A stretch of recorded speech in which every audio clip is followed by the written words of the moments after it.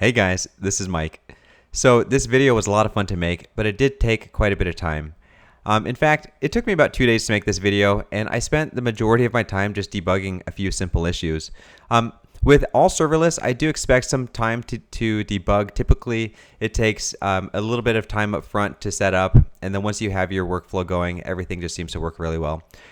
In this case, I had some issues with my database connection or with the Lambda function accessing the database server. It took some time to get that resolved. I did cut out quite a bit, but I left a bit in there too.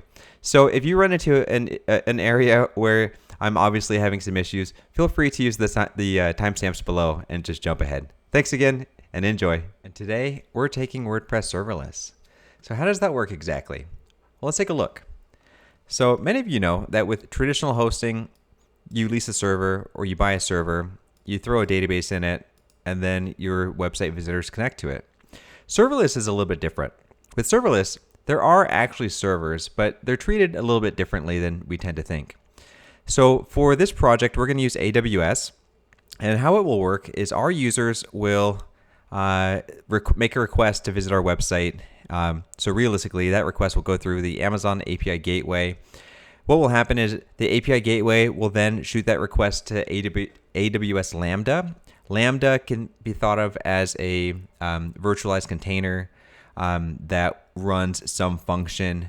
In many cases, Lambda will run a node function or a Python function.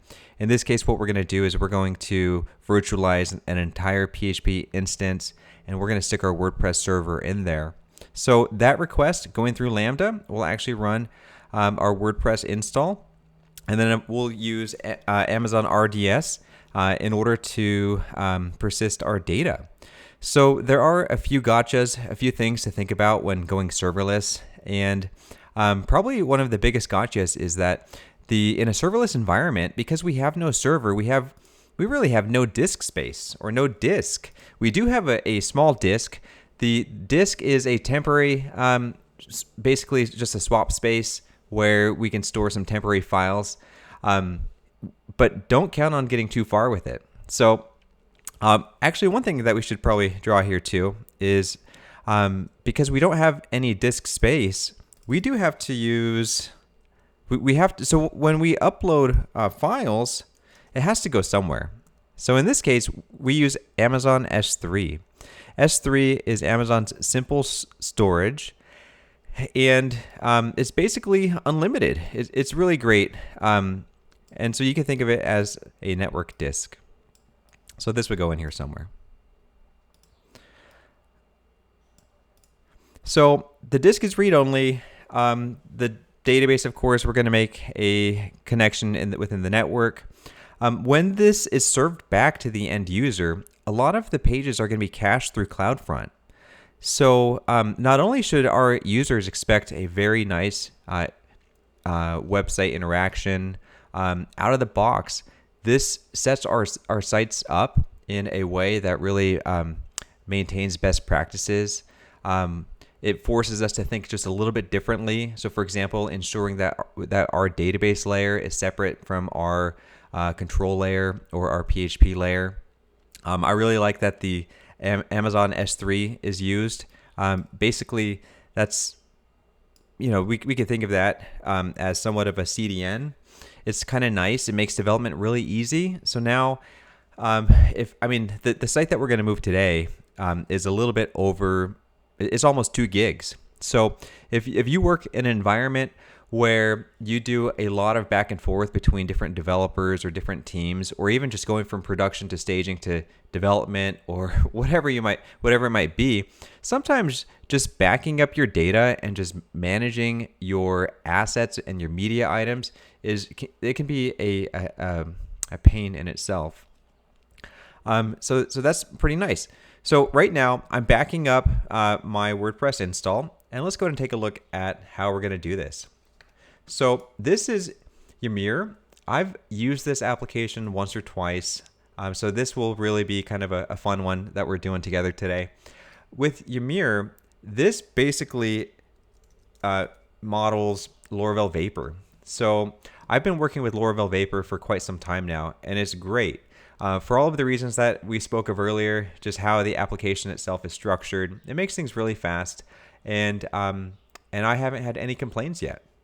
So with Ymir, it's essentially the same thing. I think one of the biggest benefits of going serverless with WordPress is the fact that the disk becomes read-only, meaning that every single malware intrusion that relies on writing, to your disk space, all of those vectors and those entry points are essentially gone. So that's kind of nice. I've managed hundreds, if not thousands, of WordPress websites, and it is a huge pain just to keep everything up to date, just trying to stay one step ahead of any vulnerabilities. So I'm really looking forward to just going with a read-only disk drive.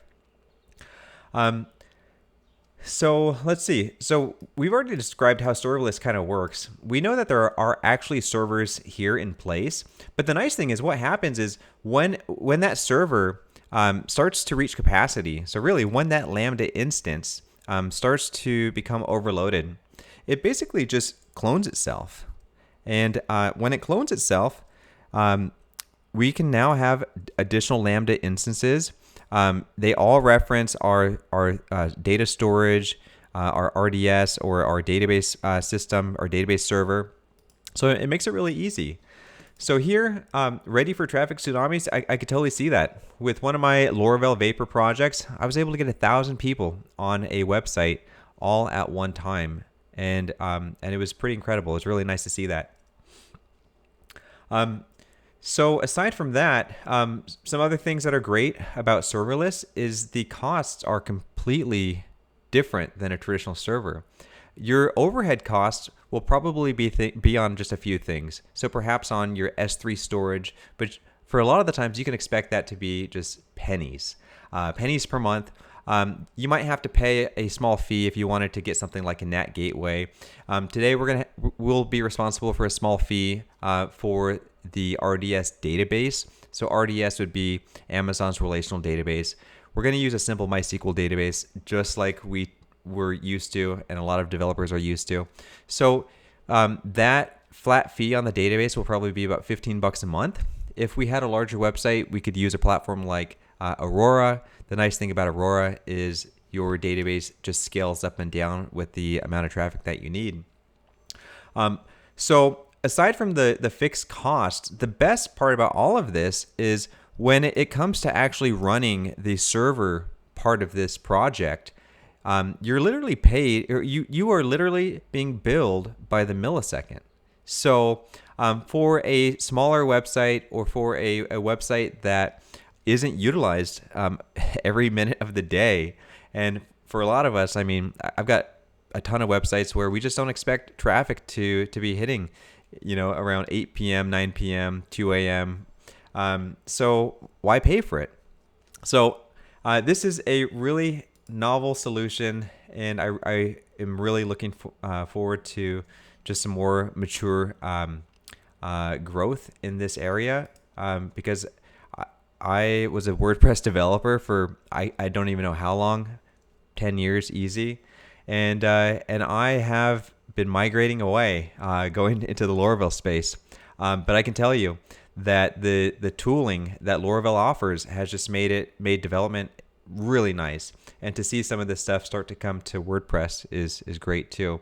So I'm going to take a minute. I'm going to set up my dev environment, and then we'll go ahead and we'll jump into this, and we will see what it takes to get our WordPress website serverless. Okay, so we're back.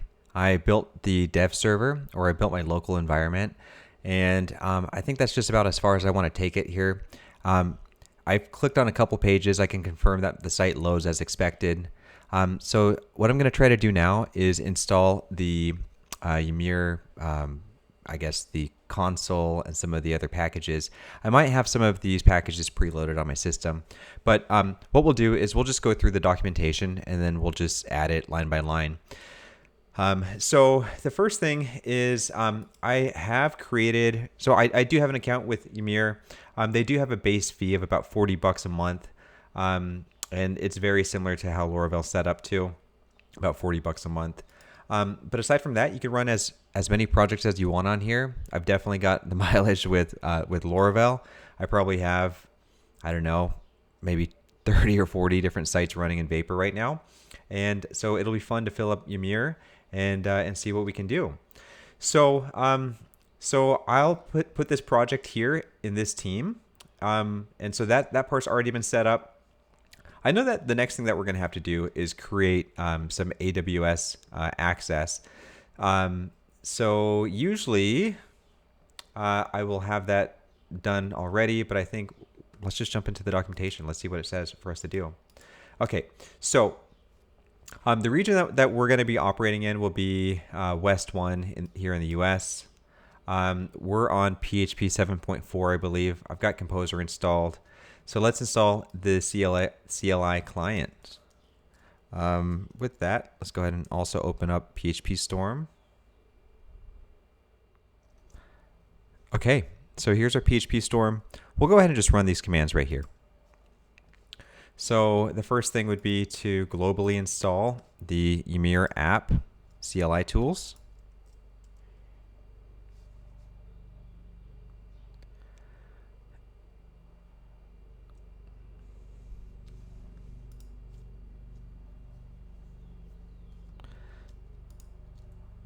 Okay, and if we run Ymir here, all right, pretty good.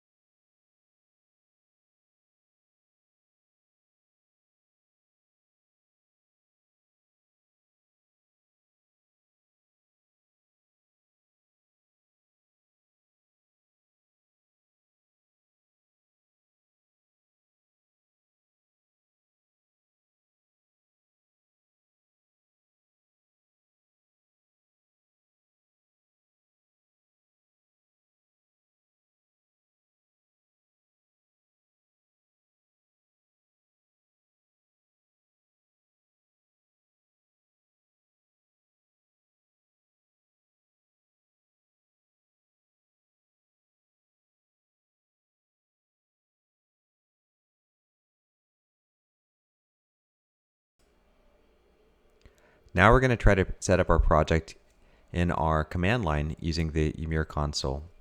So back on our project, I'm going to type Ymir init, and we'll just give it the name.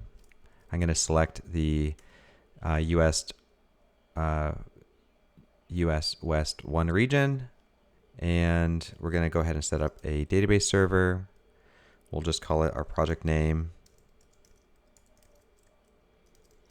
MySQL DB, and we will set up a provision network, and then we'll call the network our project name, network. And again, we're going to select West 1.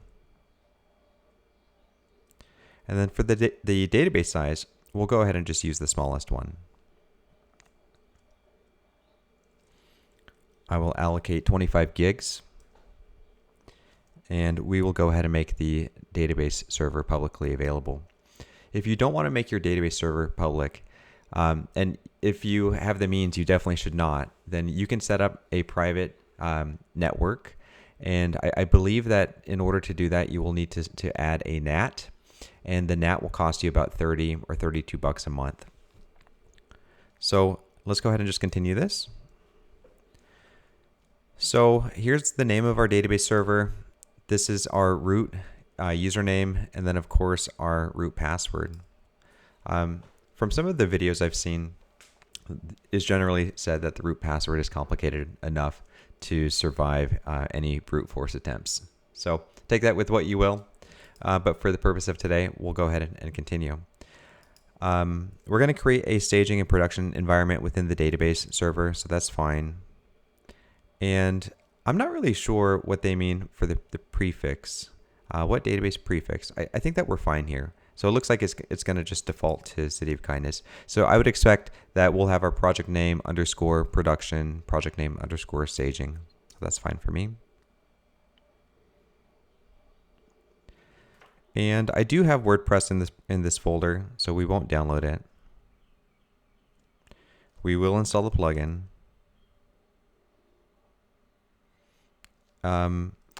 In this case, I think that we'll try to see if we can deploy it without a container. It really comes down to size. I think the majority of our assets are within the media folder, so we might be able to get away with deploying this not using a container. When we deploy, if for any reason it fails due to size, then we would have to change this to a Docker container. One thing to note about a Docker container is once you convert your project to deploy using an image or a Docker instance, you can't convert it back. So make sure that that's something that you really want to do. There are some definite benefits to using a Docker container. So for example, if your project uses a special PHP extension, or if you need anything else on that server, then definitely consider setting up a container image. Okay, so this has been completed on this side. If we go over to our Ymir dashboard, refreshing, I see my project. We've got a database. This database is still provisioning, so it hasn't been set up yet. And this network is ready. So it usually just takes a moment.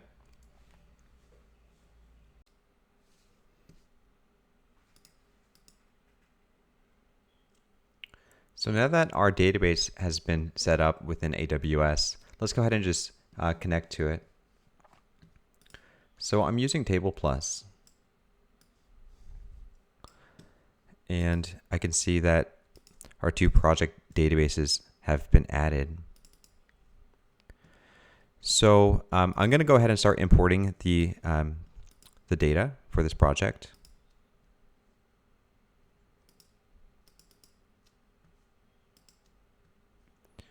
And we're going to create a separate user for this database.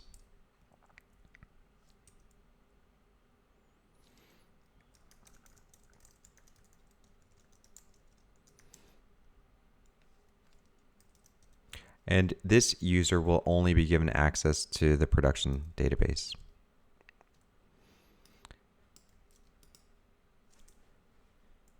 So now that that's been completed, and we're importing our data, I think that we're ready to deploy our project. Since we've added our database user, looking at the YAML file once more, I believe that we can add our user here.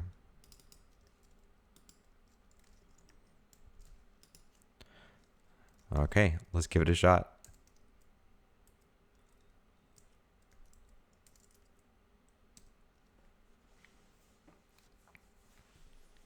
So this process is going to take a few minutes. The first thing that it's going to do is it's going to bundle everything up into a single package. It's going to upload that package into AWS, place it on the Lambda. And after that, it'll iterate through all of the assets. I've got about 6,000 assets on this project, and it'll start to upload each one of those assets into S3. After that, it'll configure the SSL certificate. It will set up any DNS zones that are required and a few other things. So this process will take anywhere from 5 to 10 minutes. And at the end of it, we'll be given a link and we'll see what will happen. Hopefully that link will work. Sometimes the error handling or the debugging on this process can be a little tricky. So I've gone through it a few times, and occasionally just getting the project set up the first time can be a little tricky, but once you're up and running, things tend to go a bit more smoothly after you've ironed out all the kinks.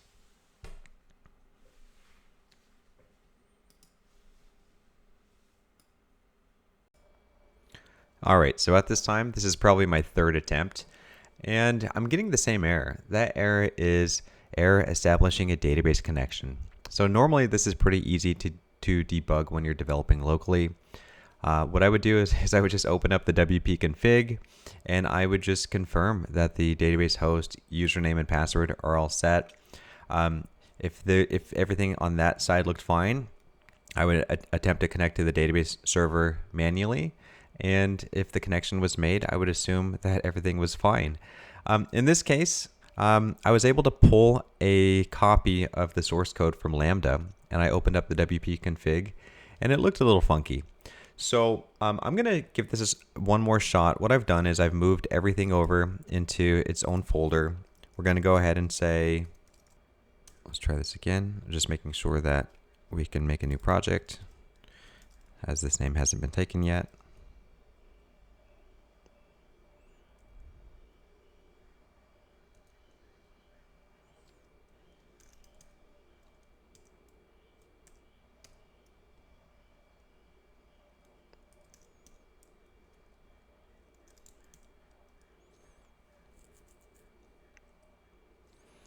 We'll install a plugin.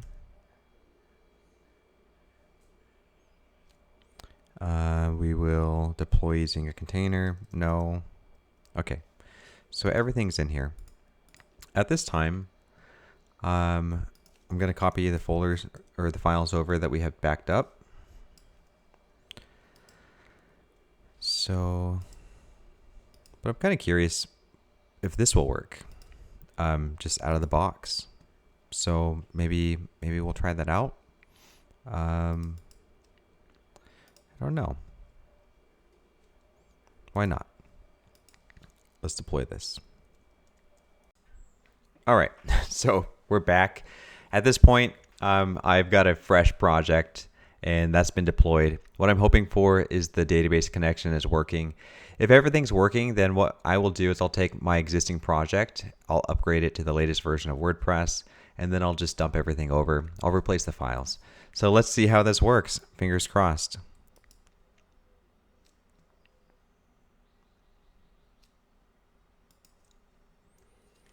I mean, I guess I wouldn't expect too much.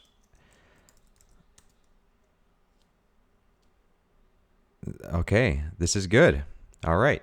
So it looks like we do have a database connection set. So I'm going to go ahead and just go offline, and I will just open up my local host. So I'll open up my local host. I'll get my WordPress upgraded to the latest version, and then we'll repush. And all right, so everything has finished uploading, and my fingers are crossed. I hope that this works. We're going to click, And to me, success would be just seeing the theme. I'm still expecting some of the assets, could be broken. So let's see. Well, this part isn't really showing us anything. And here we are, back to error establishing the database connection. It's pretty wild. I'm not sure what the difference is. I don't think that I only copied the WP contents over. Everything else was the same.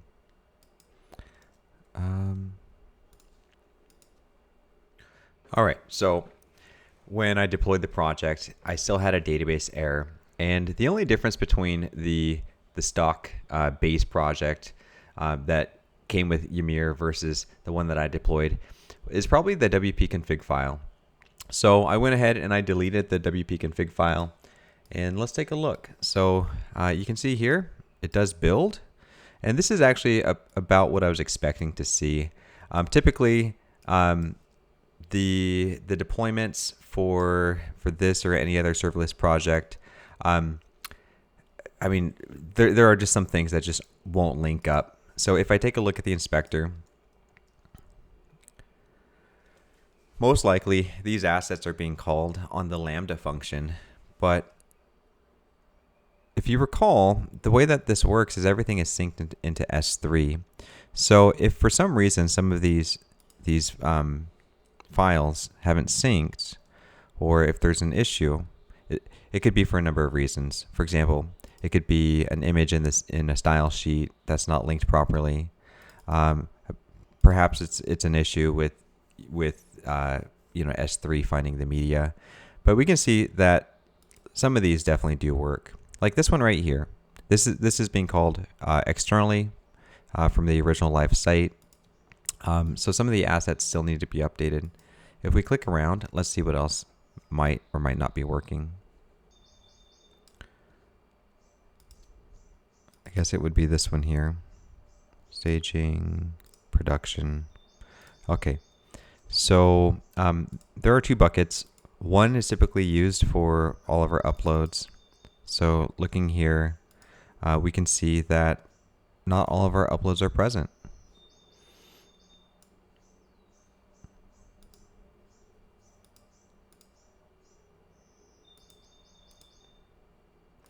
I could probably upload some of these manually. As of right now, our website loads within the AWS platform, and for the most part, everything appears to be functioning mostly as expected. There still are a few weird things that I need to look at, but we can see all of the images load. What I had to do is I had to upload some of the missing images directly into S3. These pages actually seem to be loading just fine. Actually, I would say that's very, very fast. This one here that I've just clicked on just takes a moment, and definitely Amazon is just cranking in the background, just building stuff for us as we wait. But let's try that again. So let me just click through forward a few more, and it'll essentially build the cache for these pages, and then we'll go back and we'll see how well those pages respond. So going back, yeah, that's great. I'd say that's much faster than the existing website. So yeah, I'm really pleased with that. I think that's awesome. So I think that about wraps it up. I do have a meeting with the Ymir app developer today. He's actually been really responsive on Discord, and it's really great to see developers nowadays that are accessible, especially considering they are providing their free time, and realistically, it's just really great. So I do have some questions. I know that today and yesterday I had some issues, just some minor issues, and so I want to find out how my process just can be improved upon. I also want to see if these are any issues that he may be aware of. I think there are just so many variables when it comes to deploying serverless that it can be hard, but definitely with more practice, we should easily be able to become more consistent with the work that we do. I can tell you for a fact that's how it's been with my serverless work with Laravel Vapor. So that's all I have for today, and I'll probably do another one of these. I feel like I could do a serverless deployment on a dozen different websites, and I'll run into a separate issue on each one. So just kind of going through that experience and cataloging the issues will make me better for the next one. I hope today you've had a good time joining me, and I do appreciate you coming along for the ride. So thank you so much, and please give me just smash that like button for me. And if this video was at all interesting to you, leave me a comment, tell me what you like about it, and be sure to subscribe. Thanks again.